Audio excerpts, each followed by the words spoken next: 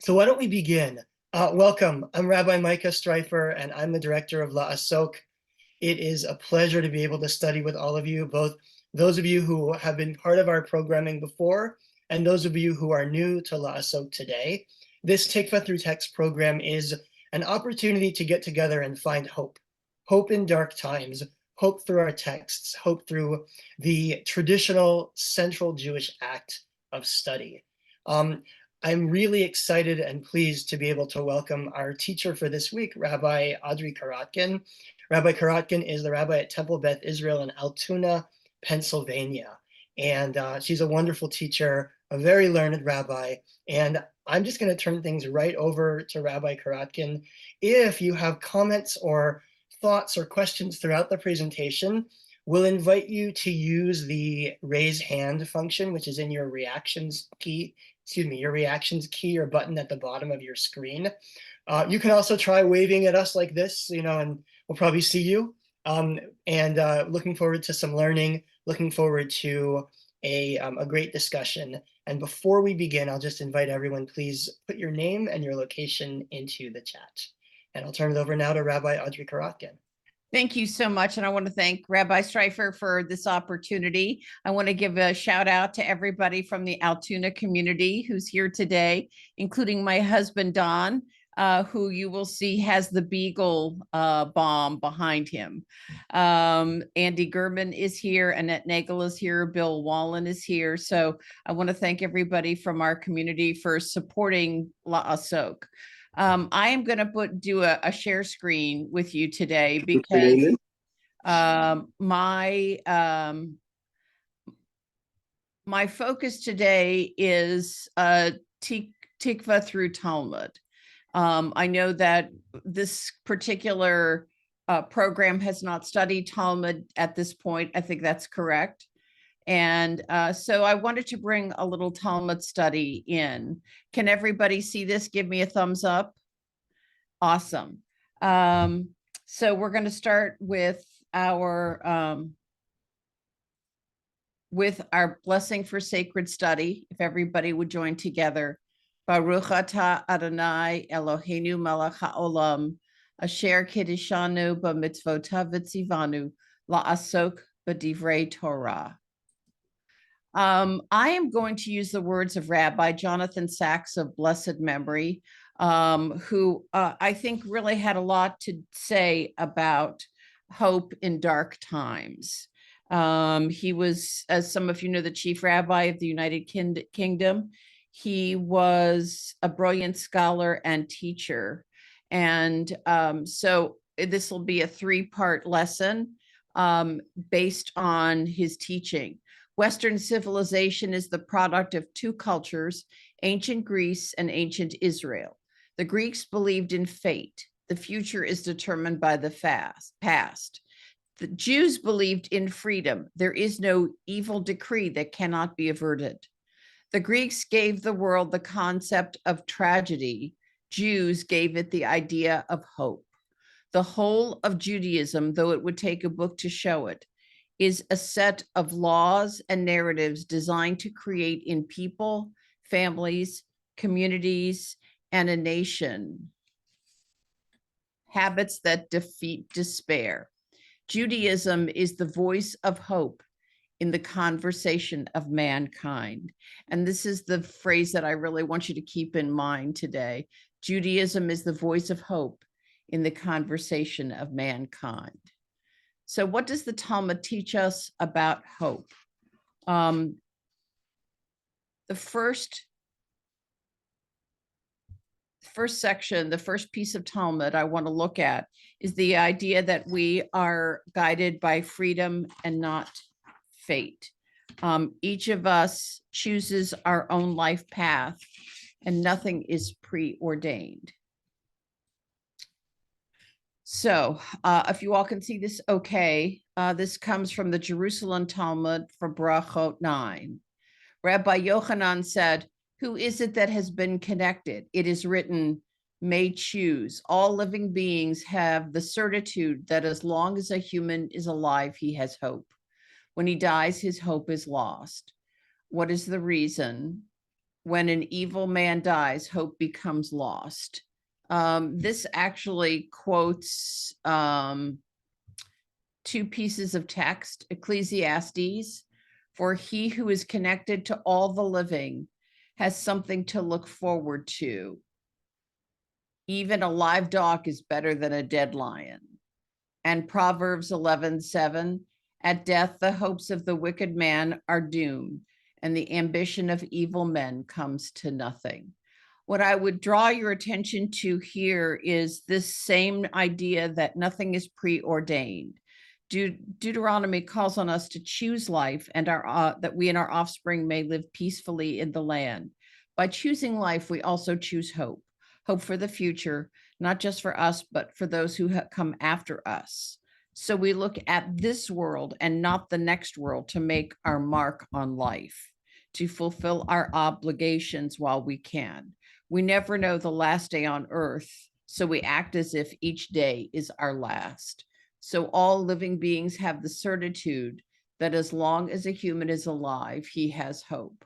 I know this sounds very obvious, but it's really not. It's really not obvious. I think that especially in times like ours, as Rabbi Streifer said, dark times like ours for the Jewish people, as long as we are alive, we have hope. We have to have hope. Because really, and this is something that I want to flesh out a little bit. When we study Talmud particularly, but early Jewish texts in general, that hope drives all of rabbinic text, all of rabbinic teaching.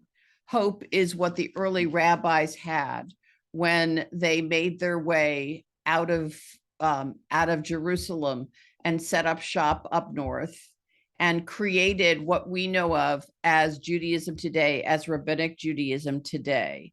So hope is a big responsibility that the rabbis took on to make sure that Judaism would survive. And so hope really takes us through our lives and through the lives of those who came before us and those who come after us.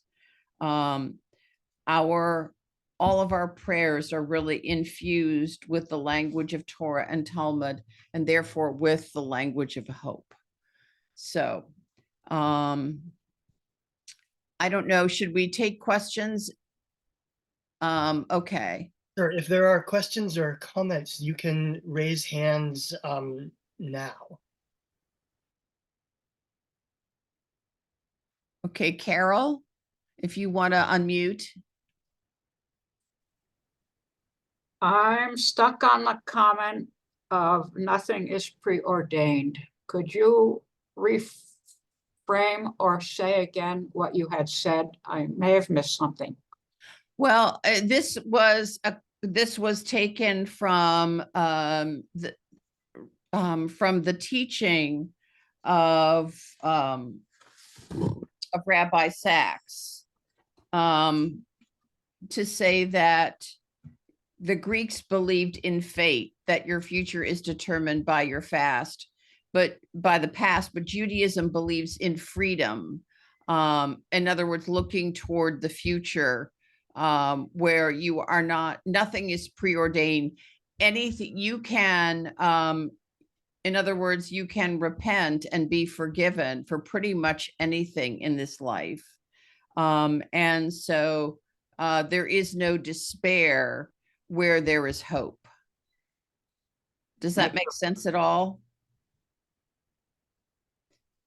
When he talks about Judaism as the voice of hope in the conversation of mankind, he's comparing us to the Greeks, who have a huge amount of influence in modern thinking, and saying, you know, give the Jews a chance to also have this influence in modern thinking, because we are the ones who bring hope to the world.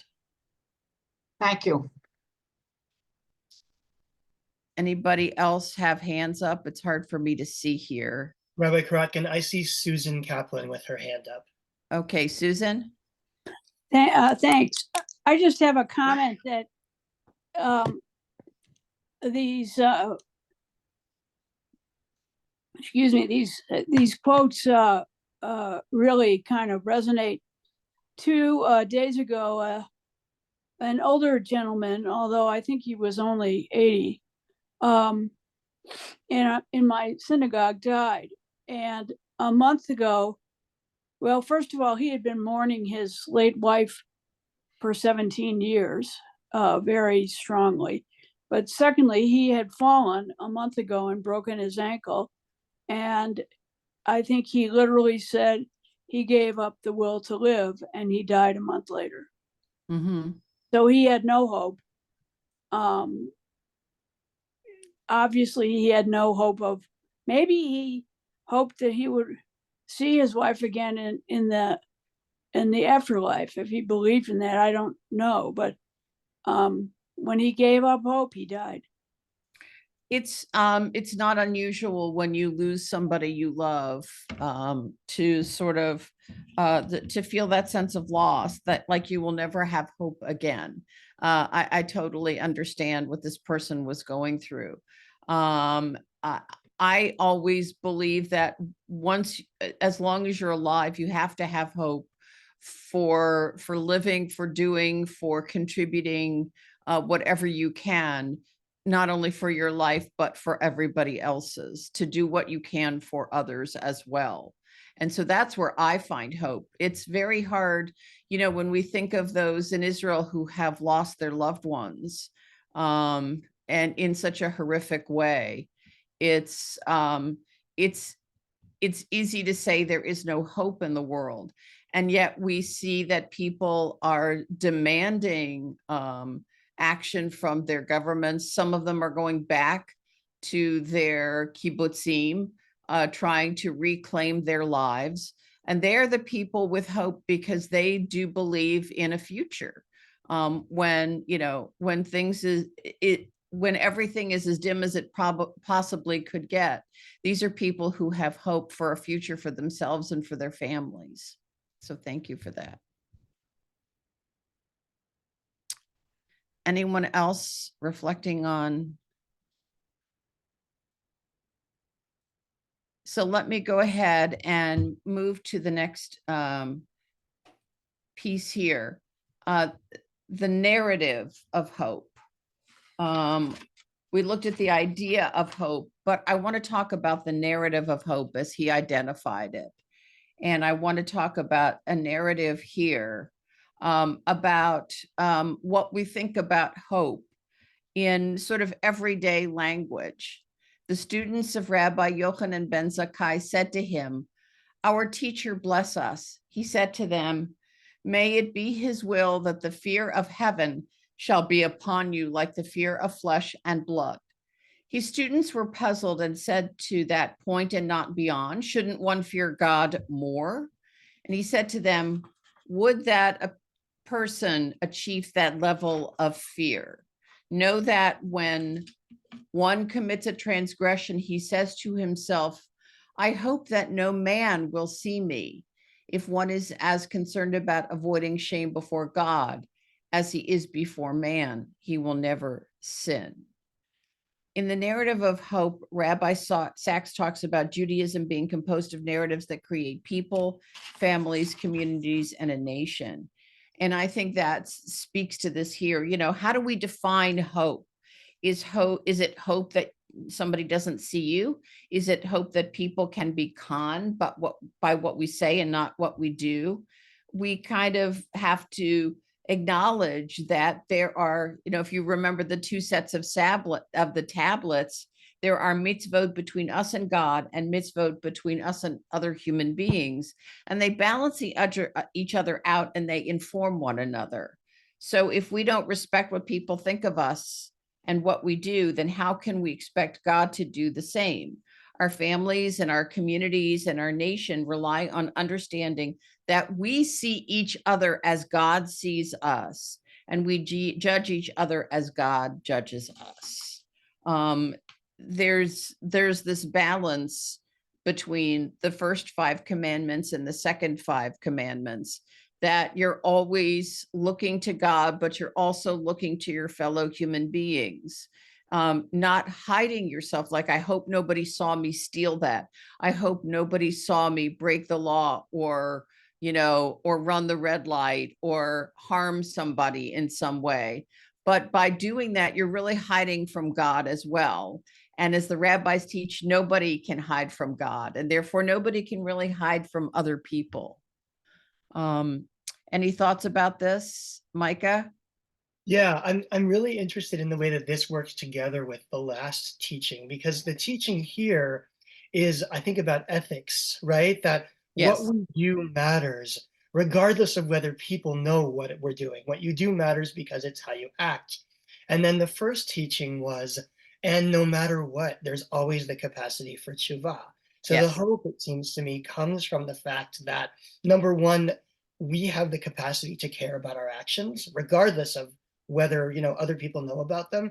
And number two, we always have the capacity to be our best and build our best. Absolutely. And that also goes back to the idea of, contrasting this with the Greek idea that everything is preordained. For us, nothing is preordained, because even if we do fall into sin, if we do commit a transgression, we always have the ability to change. We always have the ability to do the right thing. But we need to see this in ourselves, and we need to kind of see us as God sees us as well. So I think Anne has her hand raised. Yes, I was thinking that I've always thought that we were born with what I call sechel, which is like an inherent trait of a morality. Mm-hmm.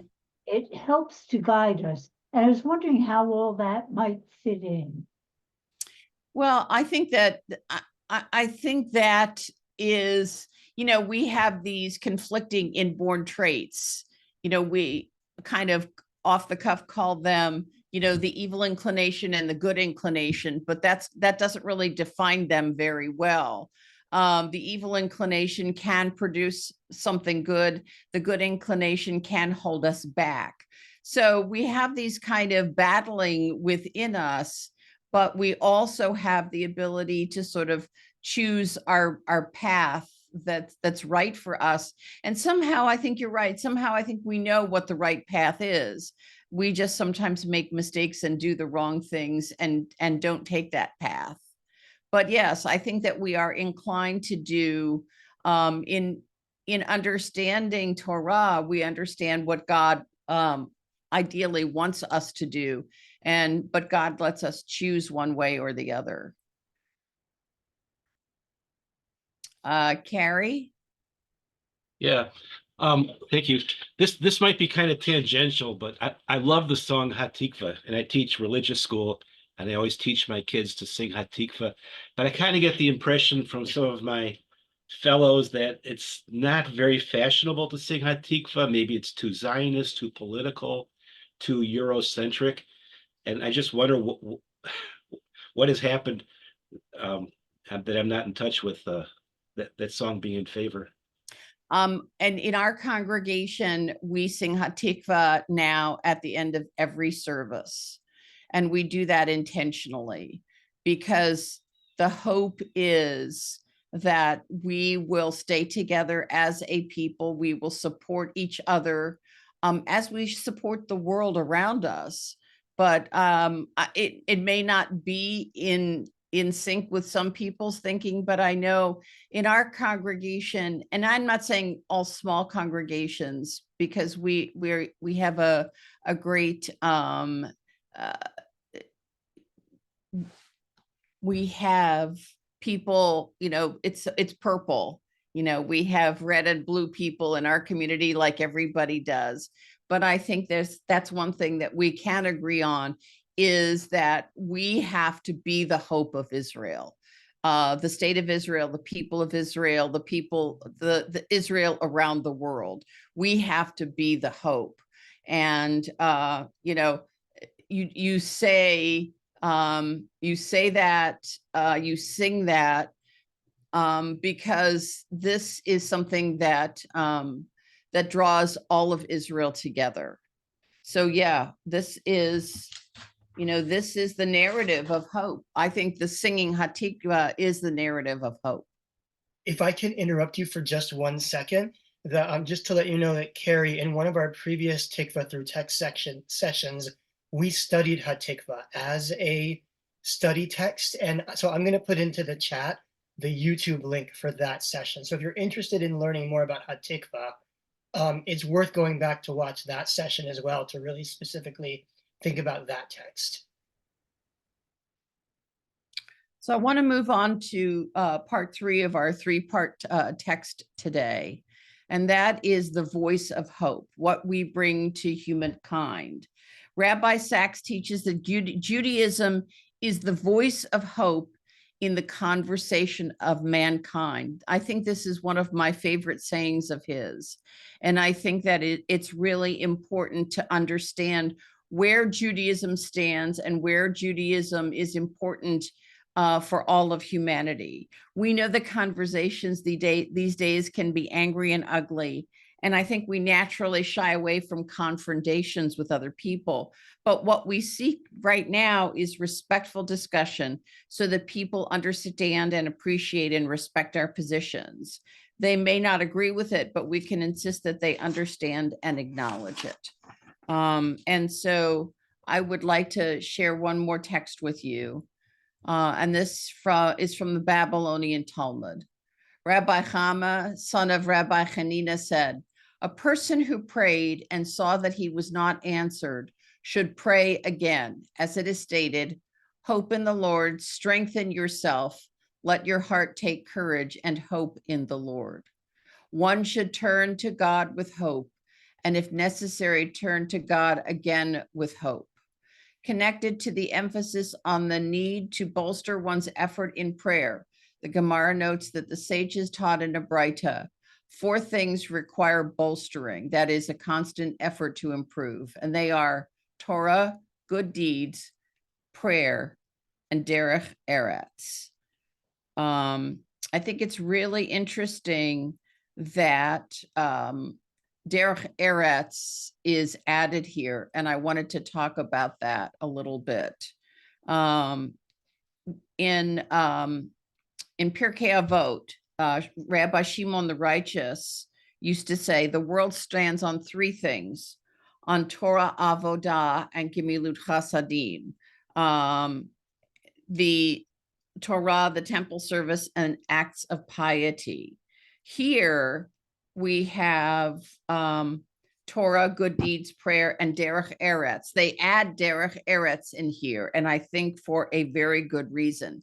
Derech eretz is literally the way of the land. It's how we behave with others. It means being ethical and respectful and acting with humility. And I think that that's a really important way to express our hope for the future, as well as for the present. Because derech eretz means being respectful of ourselves and other people, being ethical, being humble. So yes, we turn to God again and again and again. And we need to bolster each other in prayer, but we also need to bolster each other through good deeds, and through, specifically here, through derech eretz, through behaving the way that we would hope other people behave toward us, by behaving in an ethical way that people will come to respect us. So, questions and comments about this?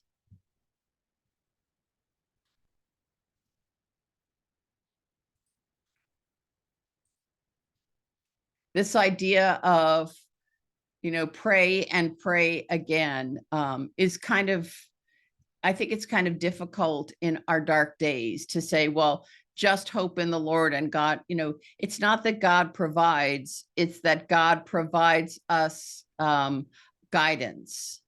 So, Bob? I'm more interested in the word bolstering here. And I think it makes the point that all of these things require continuous work. Yes. None of them are easy.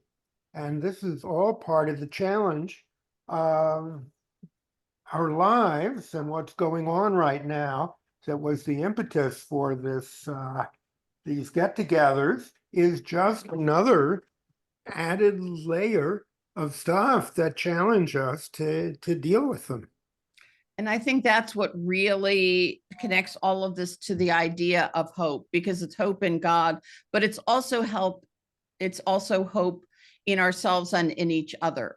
And we have to constantly use all of the gifts that God has given us, all of the gifts that are at our disposal to constantly improve when it comes to, when you look especially derech eretz, at the way that we are supposed to be, at the way that we are supposed to live, at the way that we are supposed to act. I think that's a really great point. Thank you. Susan? I'm reminded of when it's at the last line of the first paragraph, what Rabbi Ben Bagbag said, basically about Torah, but it certainly pertains to one's life. Turn and turn it again. Mm-hmm. Yes, and that's what derech eretz requires us to do. The idea about bolstering means it's a constant effort to improve. And when you're turning it over and over again, you know, that's what we do every year at Simchat Torah, right? When we go back to the beginning, another year older, hopefully another year wiser, with different experiences in our lives and different ways that we maneuver through life, hoping that we do find the path of derech eretz, the way of the land, literally the way of the world, the way that we ought to behave.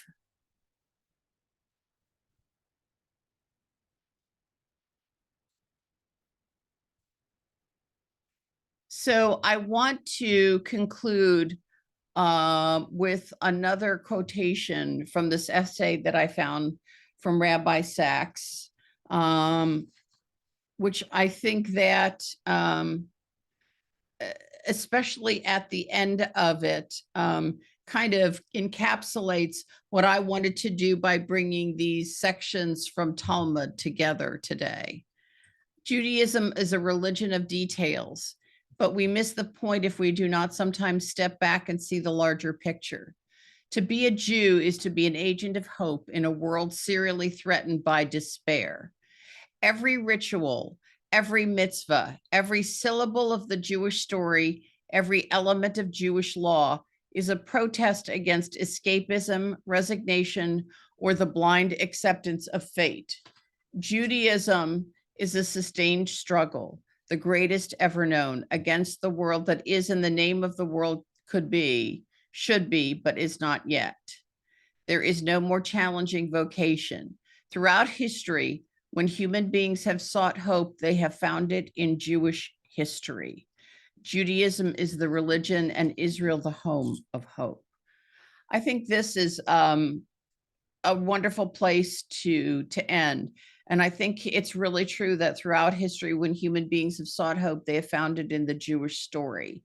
We see this throughout the world, where people adopt and adapt our story to meet their needs, to meet their need for hope in a dark world, to pick them up and to raise them up, and to know that there is hope in the world to be had, but we have to work at it.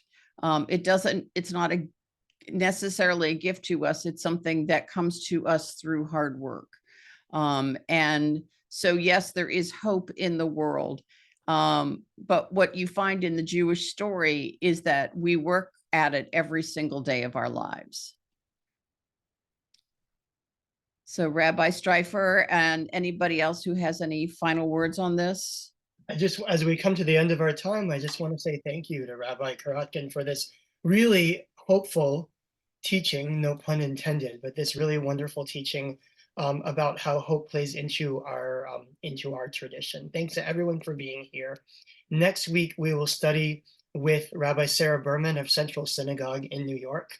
And I look forward to seeing you all back again next week. Rabbi Korotkin, once again, thank you. Thank you. Thank you to everybody.